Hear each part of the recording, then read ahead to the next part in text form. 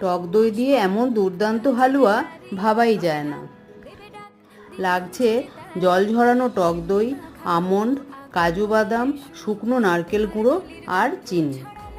প্রথমে শুকনো খোলায় বাদামগুলো ভেজে গুঁড়িয়ে নিলাম। এবার কড়াইতে ঘি গরম করে জল ঝরানো টক দই দিলাম। ভাজা ভাজা করে নিয়ে দিলাম গুঁড়োনো বাদাম। এবার সব ভালো করে মিশিয়ে নিলাম। মিশে গেলে দিলাম শুকনো নারকেল গুঁড়ো। ভালো করে মিশিয়ে চিনি দিয়ে দিলাম। এবার নাড়াচাড়া করতে হবে যতক্ষণ না চিনি গলে যাচ্ছে।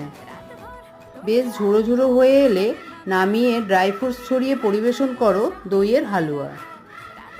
আর খেয়ে কেউ যদি বলতে পারে মূল উপকরণটা কি, তাহলে তাকে একটু বেশি করে হালুয়া দিতে ভুলো না কিন্তু।